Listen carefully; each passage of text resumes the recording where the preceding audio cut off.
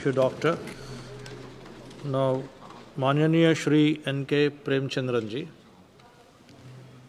Very much, sir. Sir, once in a while we are getting a lot. Kindly allow sometime those who are in the lot, at least for the 20%. Sir, thank you very much for affording me this opportunity to raise the issue of Employees Pension Scheme 1995. I draw the attention of the Labour Minister through you, sir. Under Article 87 of the Constitution is meant to present before the Parliament the agenda of governance of the government for the next year. The basic purpose, the fundamental purpose of the presidential speech in the joint session of the Parliament is to pronounce the policies and programs of the government in the ensuing financial year or ensuing calendar year. That is the soul, that is the spirit of Article 87. But it is quite unfortunate to say that with all humility to His Excellency's office, let me say that the speech of the Honorable President before the joint session of the Parliament is totally disappointing. That is, it is lacking vision. There is no policy directives. There is no programs to be ensured or to be implemented in the coming year.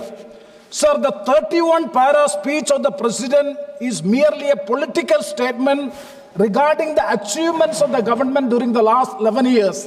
And that too, the fake claims of achievements, untenable claims of achievements during the last 11 years. So this is also a repetition of the speech of June 27, 2024 and January 31, 2024. During these 2 years, the same speech was done of the achievements of the government during the last 10 years. The same repeated speech is being made by Honorable Her Excellency the President. Is quite unfortunate and disappointing, and that is why we are making all these observations. So now let us come critically and examine critically and factually the exorbitant or the untenable claims of the so-called achievements by the government during the last 11 years. First point is regarding the Nari Shakti. Mr. Chairman said the Honorable President emphatically spoke about the significant emergence of Nari Shakti. I am pained to recall that our country has at the present, the women of various ages and particularly those who are belonging to the backward class and backward caste are subjected to various sorts of sexual abuse or intimidation in different parts of the country. The perpetrators of such heinous crimes are not being brought to book as they are having close proximity with the ruling party of the country. Sir, further, the Honorable President further says that the government has taken historic steps to empower the women and create opportunities for the youth. This is the next announcement made by Her Excellency the President. Sir, the data gives a different picture. The female labor force participation rate in India has dropped to just 19% in 2024. That is one of the lowest in the world.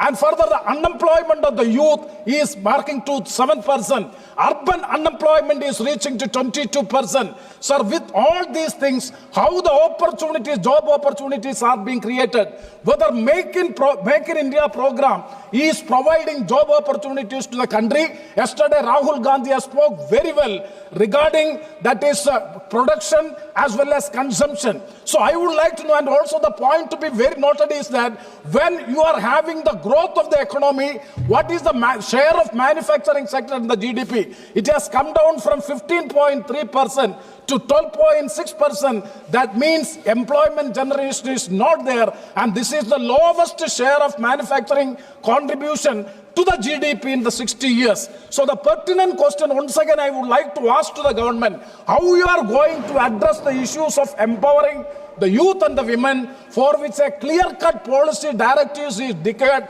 Unfortunately, it is missing in the presidential speech. That is the first observation which I would like to make. As for the second one is regarding the federalism. Sir, the concentration of powers at the center undermines the principles of federalism. Sir, the president is praising one nation, one election. Sir, it is going to distract the federal fabric of the country. Unity among diversity is the basic cultural philosophy of our country, and the pluralism is the culture of our country, and the diversity is the beauty of Indian democracy. Sir, autonomy of the states will be in trouble if that law is being passed and it is enacted. Sir, another point regarding the against the federal principles is the centrally sponsored schemes. In 2014-15, when the government comes to power, led by Sri Narendra Modi ji, at that time, the total number of centrally sponsored schemes were just below that 60. Now it has enhanced to 81. Sir, what is the role of the state legislative assemblies in fiscal allocation of various projects and schemes of the centrally sponsored scheme? Because the terms and conditions of the all CSSR, all centrally sponsored schemes are determined by the government of India. The state government and the state legislative assembly has no role. The state governments are forced to abide by the CSS because the state contribution for the CSS, who is determining? The central government. And all the Jal Jeevan Mission, all Prime Minister's Awas Yojana, all these projects, the state government has to take their share. And who is determining? It is being determined and passed by the parliament and the union government. What is the autonomous state of the state governments? The state government has no other way, but they are forced to bound by the CSS and they have to allocate the money for it. That is indirectly, it is taking away the autonomic character of the state as well as the state legislative assembly. This is not cooperative federalism. This is not competitive federalism. It is totally against the principles of federalism, and the federalism of the country is the basic feature of the Indian Constitution. This is under threat. The BJP-led government during the last 11 years, if you examine, scientifically and systematically changing the basic character of the Constitution to a unitary Constitution without amending the Constitution. That is what is going on during the last 10 years. Sir, coming to the third point is regarding the farmers. Sir, it was an announcement made by the Honorable Prime Minister that the income of the farmers will be doubled by 2022.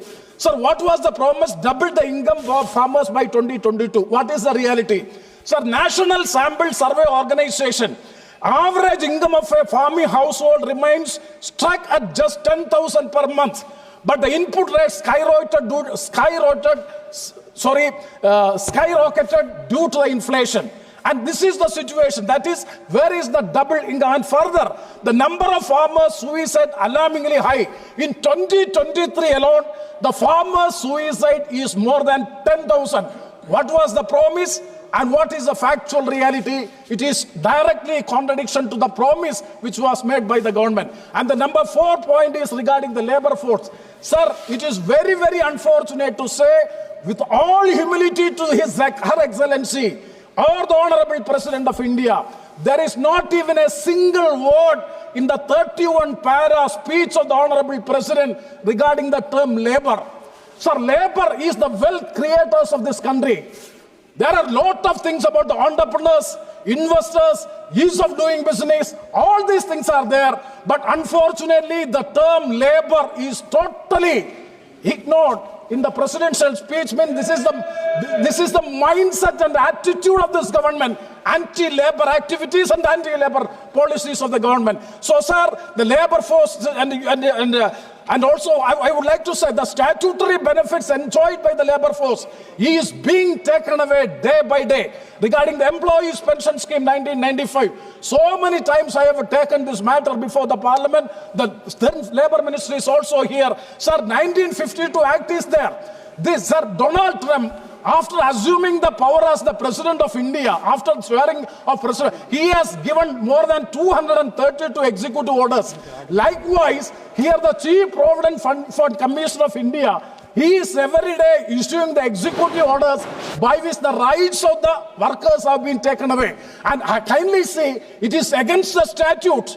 It is against the Supreme Court judgment, and all these things are the violation of the constitutional provisions of the country.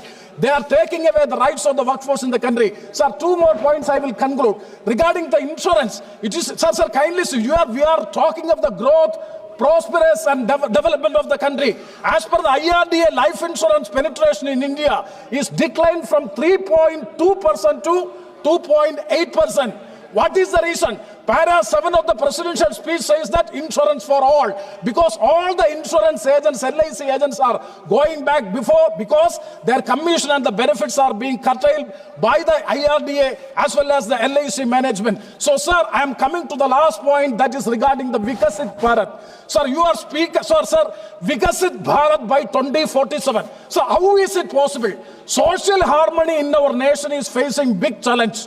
So, the data of the Home Ministry, incidents of communal violence rose by 12% in 2024 compared to the previous year. Sir, if we want to become the Vikasit Bharat, I suggest, sir, number one, prioritize job creation through the robust industrial policies, focusing on the production as well as consumption, as suggested by the leader of opposition, Sri Rahul Gandhi yesterday. And the second one is control inflation by addressing supply side bottlenecks. And the third one is increase healthcare, education spending to the global standard. And the fourth one, I'm finishing. Sir, the restore trust in democratic institutions. Sir, I conclude lastly, but not the least, foster unity, not division, because a fractured society cannot march towards progress, development and peace. With these words, I conclude. Thank you very much, sir. Thank you, sir.